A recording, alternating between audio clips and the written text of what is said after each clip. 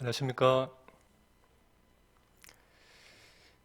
네, 오늘 말씀은 룻기서를 보겠습니다. 룻기 2장 12절 말씀을 함께 보시겠습니다. 2장 12절 제가 읽겠습니다. 여호와께서 네가 행한 일에 보답하시기를 원하며 이스라엘 하나님 여호와께서 그의 날개 아래에 보호를 받으러 온 네게 온전한 상 주시기를 원하노라 하는지라. 오늘 말씀 제목은 여호와의 날개 아래 거하는 삶이라는 제목으로 말씀을 드리겠습니다. 이 룻기스를 통해서 그분의 날개 아래서 보호받는 삶은 어떤 삶을 살아야 할 것인가, 또 하나님의 날개 아래서 상 받는 삶은 어떤 삶인지를 살펴보기를 원합니다. 여기서 날개라는 상징적인 의미가 있는데, 어미 그 독수리가 자기 새끼를 그 날개로 보호하듯이 보호받는다는 그런 의미가 있고요. 또 하나는 그 날개로 그 인도함의 의미가 있습니다. 그리고 또 하나는 그 날개는 능력과 힘이라는 그런 의미가 있습니다. 룻기서를 읽게 되면은 두 가지 중요한 사실이 있는데, 하나는 이 제약이 더한 곳에 은혜가 넘친다는 그런 말씀이 잘 표현된 곳이 이 룻기서입니다.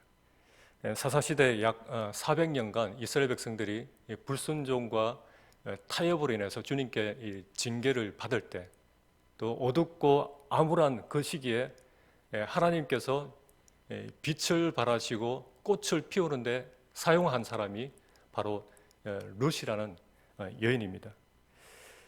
또 하나는 중요한 사실이, 룻기는 어떤 특별한 그 기적을 찾아볼 수가 없어요. 뭐 전쟁에 관련된 그런 내용도 없고, 단순히 일상에서 살아가는 평범한 사람들의 이야기입니다.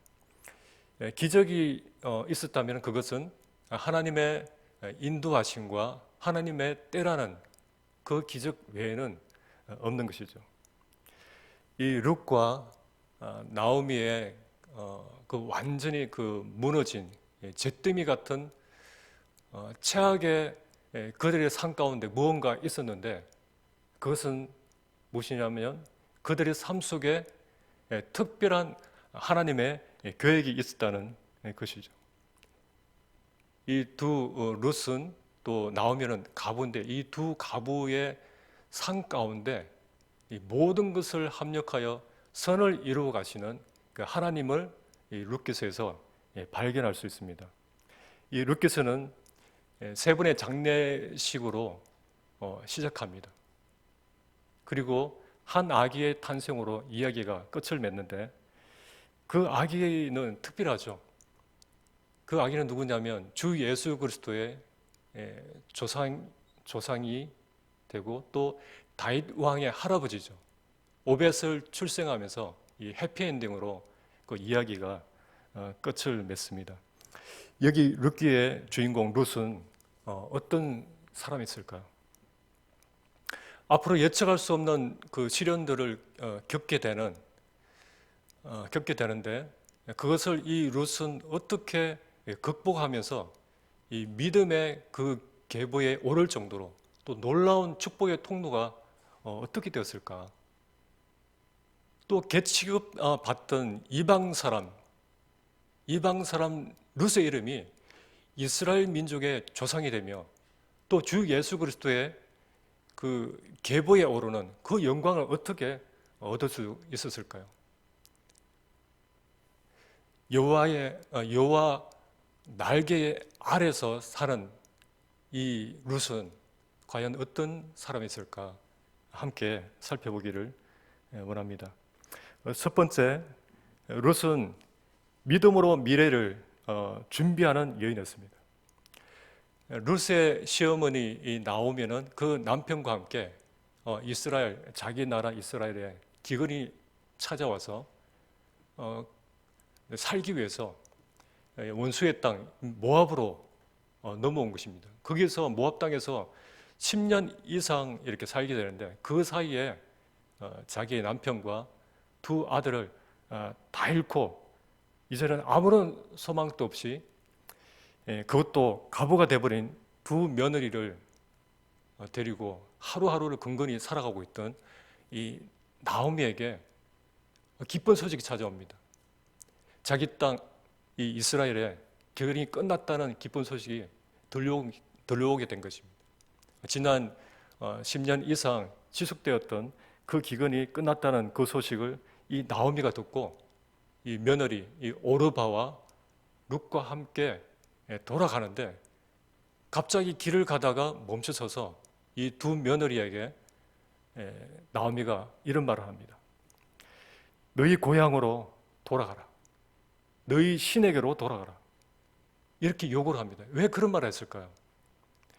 여러 가지 이유가 있겠죠. 그 중에 한 이유가 무엇이냐면 자기 이 두 아들이 율법을 어기고 이방 여인들과 결혼했다는 그런 증거를 지닌 채 예루살렘으로 돌아가고 싶지 않았다는 것이죠. 이때 이 시어머니의 그 말에 이 두 며느리의 반응은 어떤 반응이었을까요? 오르바는 어떤 선택을 했을까요? 이 시모의 그 말에 신중하게 듣고 가장 쉽고 가장 편한 길을 택한 떠나버린 이 과부가 되는 것입니다. 무엇을 선택했죠? 그는 현실 안주와 자기 자신을 선택했어요. 그런데 이 룻은 그 반면에 이 룻은 만류에도 강한 만류에도 불구하고 이 시어머니를 택합니다. 시어머니 곁을 떠나지 않는 역경을 헤쳐가는 그런 선택을 한 룻. 이 룻은 시어머니와 미래의 모험을 선택하는데 1장 16절에 룻은 이렇게 결심을 합니다. 1장 16절 어머니께서 가시는 곳에 나도 가고 어머니께서 머무시는 곳에서 나도 머물겠나이다.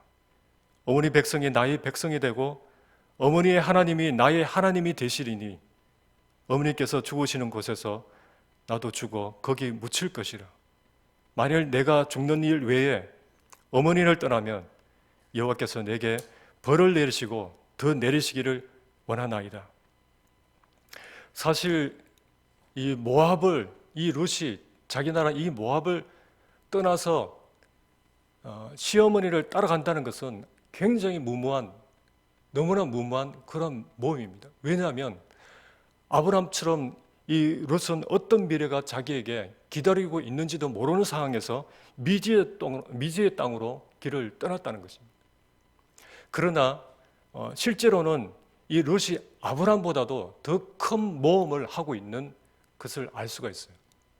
왜냐하면 이 아브라함은 하나님께 계시를 받고 떠났어요. 그런데 이 룻은 어땠죠? 어떤 계시도 받지 않은 상황에서 길을 떠났기 때문입니다. 믿을 곳도 없고 또 의지할 사람도 아무도 없는 뭘 믿고 따라갔는지. 그러나 그의 결심 속에 그가 정말 믿는 대상이 있었습니다. 어머니의 하나님이 나의 하나님이다. 어머니의 하나님이 나의 하나님이다. 나를 지으신 그분은 나의 참 주인이시다. 내 인생의 주인이시다. 나의 하나님을 믿고 나아갑니다. 하박국 2장 4절에 하박국은 이런 말씀을 하나님으로부터 듣게 됩니다. 의인은 그의 믿음으로 말미암아 살리라. 이 신약이 여러 군데 나오죠. 이때 이 선지자 하박국은 어찌하여라고 하는 이런 말을 여러 번 하나님께 반문을 합니다. 왜?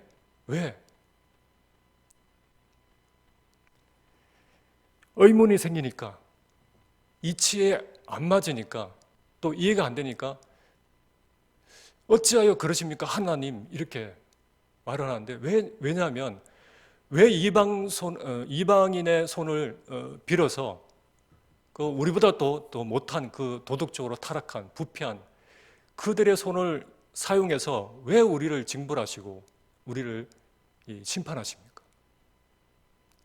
이해가 안 되는 거죠. 그래서 이제 하나님과 변론을 하는데 그때 2장 4절에 이 답을 찾은 것입니다. 의인은 그의 믿음으로 말미암아 살리라. 이 답을 찾고 난 뒤에 마지막 장에서 이렇게 찬양으로 마칩니다. 하박국 3장 17절에 비록 무화과 나무가 무성하지 못하며 포도나무에 열매가 없으며 감람나무에 소출이 없으며 밭에 먹을 것이 없으며 우리의 양이 없으며 외양간에 소가 없을지라도 나는 여호와로 말미암아 즐거워하며 나의 구원의 하나님으로 말미암아 기뻐하리로다. 그러니까 최악의 상황이 오더라도 하나님을 믿고 어떤 상황에서도 기뻐하겠다라는 그런 말입니다. 히브리서 11장의 사람들은 다 믿음으로 살았습니다. 믿음을 저버리지 않았어요. 어떤 열악한 환경 속에서도 그들은 믿음으로 섬겼고 믿음으로 따랐습니다. 환경 탓을 하지 않았죠. 믿음을 확실히 가질 때만이 우리의 장래는 밝지만 믿음을 잃게 되면 사실 절망뿐입니다. 이 롯은 이처럼 믿음으로 여호와 날개 아래 들어가서 자신의 인생을 하나님께 걸었던 여인인 것이죠. 두 번째 롯은 자비를 베푸는 여인이었습니다. 자비를 베푸는 여인. 2장 11절에 보면은 롯의 어머니가 살아 계세요. 아직 살아있는 자기 부모를 남겨두고 살아 계신데 모든 것을 잃어버린 시어머니와 함께 평생 함께 하겠다는 그 롯을 보면은 하나님에게서만 찾아볼 수 있는 이 헤세드의 사랑을 발견할 수 있습니다. 이사야 49장 15절에 여인이 어찌 그 정먹는 자식을 잊겠으며 자기 태에서 난 아들을 긍휼히 여기지 않겠느냐. 그들은 혹시 잊을지라도 나는 너를 잊지 않겠다라는 이 하나님에게서만 찾아볼 수 있는 이 헤세드의 사랑이 롯에게서 발견되는데요. 이 구약에서 인애, 자비, 사랑, 인자를 다 이렇게 헤세드로 히브리어로 되어 있습니다. 스스로 아무것도 할 수 없는 또 아무 힘이 없는 이 시어머니와 함께하는 이 모든 것을 잃어버린 이 시어머니는 어떤 면에서는 그 자기가 입양한 것 같은 그런 이타적인 사랑을 볼 수 있어요. 룻의 그 결심을 보면은 나오미가 가는 곳이 어느 곳이든지 이 룻은 자기도 함께 하겠다. 또 심지어 나오미의 장지까지 죽는 데까지 자기도 함께 하겠다라고 하는 그런 결심 속에 평생 함께 울고 함께 웃는 또 한 몸인 이 공동체인 교회와 함께하는 그런 이타적인 사랑을 볼 수 있습니다. 자기 자신의 그런 유익은 전혀 굳지 않고 시어머니를 위해서 살겠다고 하는 이타적인 사랑을 보게 됩니다. 이 롯의 자비로움, 롯에게서 발견할 수 있는 이 헤세드의 사랑은 3장 10절에 보면은 이 보아스의 표현 속에서 롯이 얼마나 자비로운지를 볼 수 있습니다. 이 보아스가 롯에게 이런 고백을 합니다. 네가 베푼 인애가 처음보다 나중이 더하도다. 네가 베푼 인애가 처음보다 나중이 더하도다. 자, 우리는 어떤가? 우리가 날이 갈수록 사랑이 점점 뜨거워지는지, 뜨거워지지 않고 식거나 약해지는 그런 사랑을 가지고 있지 않은지. 그런데 이 여인은 어떤가요? 그 사랑이 점점 더 뜨거워지고 더 강해지는 이타적인 헌신적인 그런 사랑을 보게 됩니다. 유태인들은 이 룻기스를 이렇게 생각합니다. 남에게 자비를 베푸는 자에게, 남에게 자비를 베푸는 자가 얼마나 큰 은혜를 받는가를 가르쳐주는 그런 책이라고 생각하고 있습니다. 룻이 그렇습니다. 룻이 이 나오미에게 극진한 그 자비를 베풀었을 때 어떤 일이 일어났죠? 하나님께서는 그 모습을 보고 계셨고 다 기억하시고 시어머니 나오미와 보아스를 통해서 하나님 자기 자신의 그 자비하심을 룻에게 보여주셨습니다. 시편 18편 25절에 자비로운 자에게는 주의 자비로우심을 나타내시며 라고 되어 있습니다. 자비로운 자에게는 주의 자비로우심을 나타내시며, 이 이방인이 열방의 왕, 만세의 왕의 조상이 되는 엄청난 그런 명예를 얻게 됩니다. 이 룻기서의 주인공이 룻과 보아스인데 이 둘의 공통점이 있어요. 무엇일까요? 자비를 베푸는 자들입니다. 이 두 사람을 통해서 우리 이 공동체 교회가 어떤 모습으로 어떤 자세로 서로를 바라보며 어떻게 서로 도와가며 살아가야 할지를 가르쳐주는 메시지인 것이죠. 이 하나님의 속성인 이 자비를 베푸는 삶이 바로 이 하나님 날개 아래 보호받는 삶입니다. 세 번째, 룻은 어떤 사람이었을까요? 일상에서 최선을 다하는 여인이었습니다.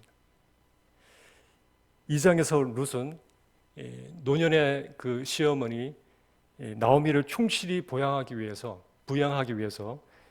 이방인 계치급을 당할 그런 모욕을 무릅쓰고 이삭을 주우러 가는데 그때 누구를 만나죠? 보아스를 만나게 됩니다. 장차 이 다윗 왕의 정조보가 될 이 보아스를 룻이 만난 것은 이 하나님의 섭리였지만 그 만남은 언제 이루어졌을까요? 만약 이 룻이 그냥 집에 앉아서 불평만 늘어놓고 그냥 주저앉아 있었다면 이 보아스를 만나서 그의 아내가 된다는 일은 결코 일어날 수 없는 것이죠. 그럼 언제 일어났나요? 일상의 평범한 삶 속에서 최선을 다하고 살 때 그런 일이 일어나는 것입니다. 하나님께서 모세를 부르실 때도 그렇죠. 모세를 부르셔서 쓰실 때가 언제죠? 장인 이드로의 양떼를 돌보고 있을 때였습니다.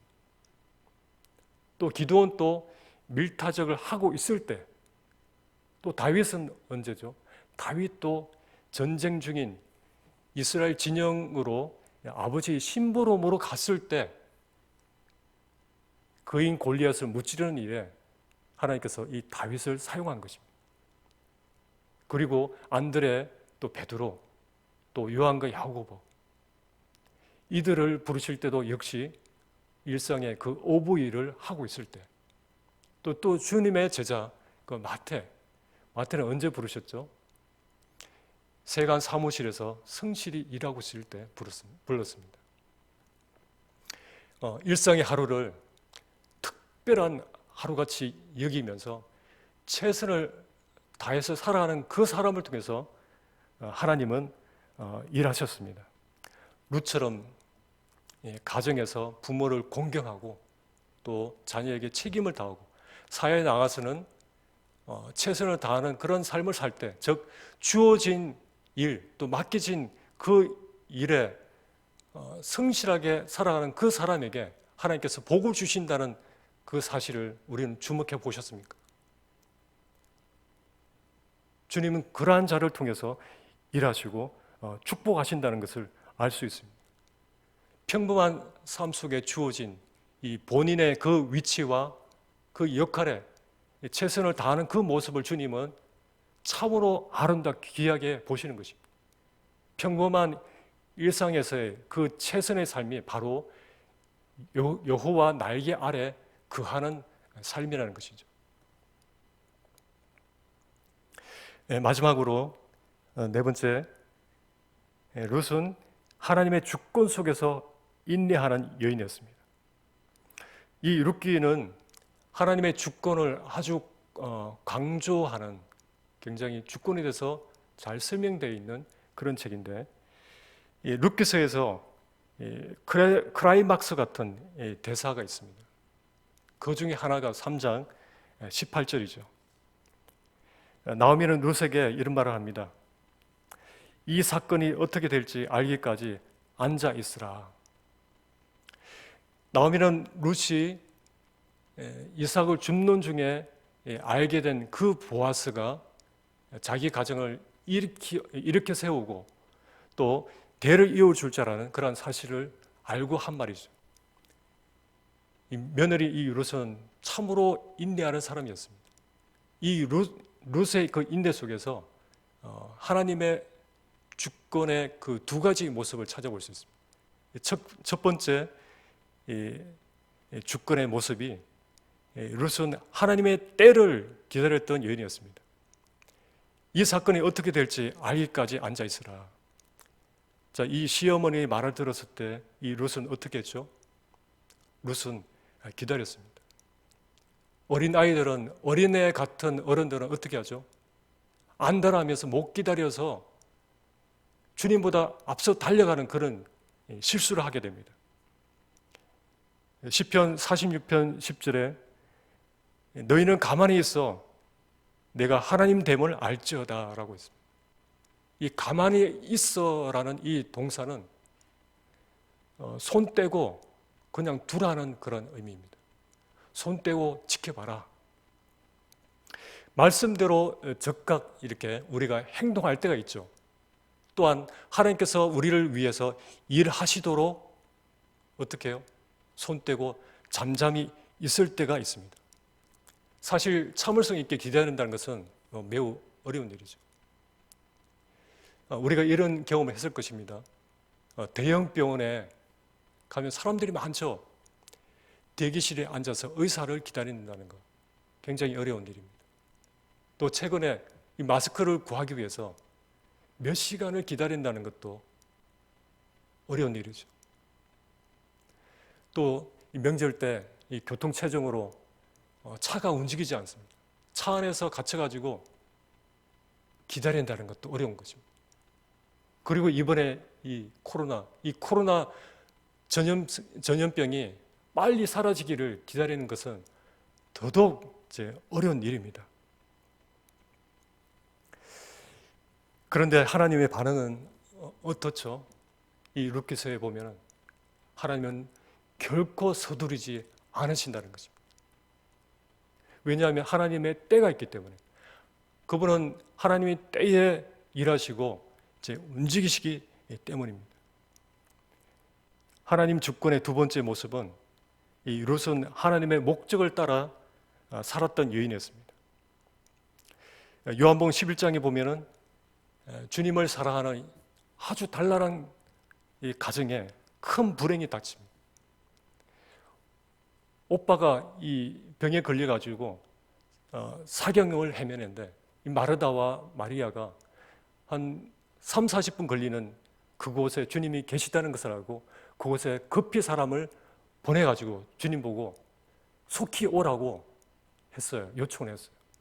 그런데 주님이 그곳에서 움직이지 않습니다. 왜 그렇죠? 사랑한다면 빨리 가셔야 되잖아요. 사랑한다면 그 사랑하는 자의 그 긴급한 그 요청에 바로 응답을 주셔야 되잖아요.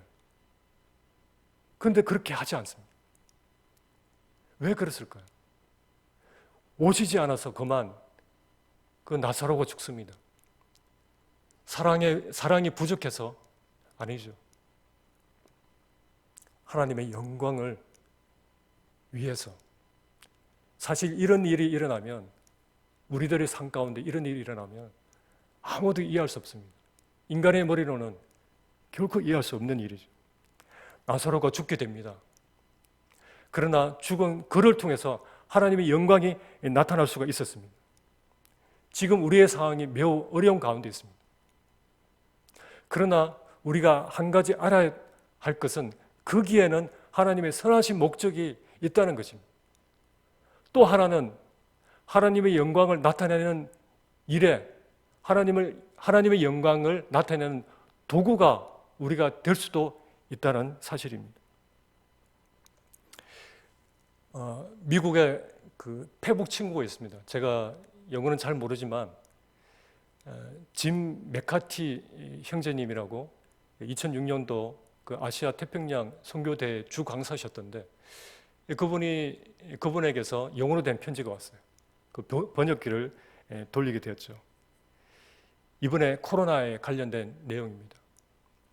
이탈리아 그 롬바르디에 있는 한 병원에서 근무하는 무신론자 줄리안 어반 박사라고 하는 그 의사에게로부터 편지가 왔습니다. 그 편지 내용이 이렇습니다. 이 코로나로 인해서 그 의사와 동료들이 끝없이 이렇게 밀려오는 그 환자들을 돌봐야 되는데 진료하기보다는 누가 살지 누가 죽을지 구분하는 일밖에는 할 수가 없는 그런 전쟁터 같은 그런 상황이었습니다. 그때 노년의 75세의 한 연로한 목사님이 입원하셨습니다. 그분은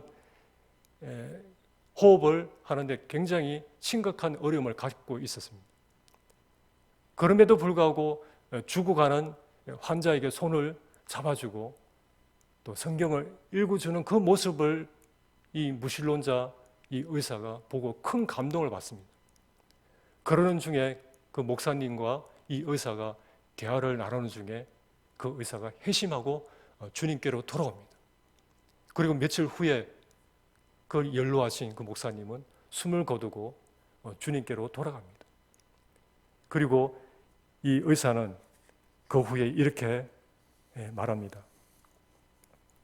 만일 지금 상황이 계속된다면 곧 우리도 그분을 따라할 것입니다. 나는 지구상에서 나의 무가치함을 깨닫게 됩니다. 나는 내가 마지막 하나의 호흡을 쉴 때까지 다른 사람들을 돕고 싶습니다. 비록 나는 고통받는 그 사람들과 나의 동료들의 죽음에 둘러싸여 있지만 내가 하나님께로 돌아왔다는 사실에 행복합니다. 그 목사님은 이 코로나 때문에 이 코로나로 인해서 숨을 거두게 되었지만 주님의 날개 아래서 마지막 순간까지 복음을 전하면서 소명을 다하신 분이셨습니다. 그리고 그 의사는 이 코로나 때문에 이 무신론자 이 의사는 주님의 날개 아래로 돌아온 룻처럼 행복한 사명자가 된 것입니다. 혹시 조니 어렉슨 타다로 가는 하반신 불수 환자 아십니까? 사지마비인 그 환자에 관한 그런 책이 나와 있는데 희망 노트라는 책이 있습니다. 그분이 이렇게 말합니다. 이 못 쓰는 다리로 하나님께 영광을 돌릴 수 있다면 나 자신이 이 휠체어에 갇혀 지내야 하는 것쯤은 아무 상관이 없습니다. 이 못 쓰는 다리로 하나님께 영광을 돌릴 수 있다면 휠체어에 갇혀 지내는 것쯤은 아무 상관이 없다고 합니다. 룻의 생애가 그렇습니다. 하나님의 영광을 위한 일에 자신의 생애를 주님께 기꺼이 드렸습니다. 하나님의 영광을 위해서 자신의 생애를 전부 드린 그 삶이 여호와의 날개 아래에 거하는 능력 있는 삶이라는 것이죠. 여호와의 날개 아래 거하는 삶을 살았던 룻은 어떤 인물이었죠? 믿음으로 미래를 준비하는 여인이었습니다. 또 자비를 베푸는 여인이었습니다. 또 일상에서 최선을 다하는 여인이었습니다. 하나님의 주권에 대해서 인정하며 인내하는 여인이었습니다. 우리도 이 믿음의 여인, 이 룻의 그 아름다운 본을 따르면서 하나님 날개 아래서 경험하는 그 보호하심, 그 인도하심을 경험하는 우리 모두가 되기를 기도합니다. 기도하고 마치겠습니다. 아버지 하나님, 요즘 저희가 어떤 면에서는 룻과 같은 형편이 있음을 고백합니다. 그러나 이런 상황에서 불평을 드러내는 삶이 아니라 주님의 날개 아래서 하나님의 영광을 드러내는 삶이 되기를 기도합니다. 하나님께서 모든 것을 다스리시고 있고 또 선을 이루고 있음을 저희는 기억하고 믿음을 저버리지 않고 하나님 날개 아래서 안식하며 승리하도록 저희를 도우시기를 원하며 우리 주 예수님 이름으로 기도를 드립니다.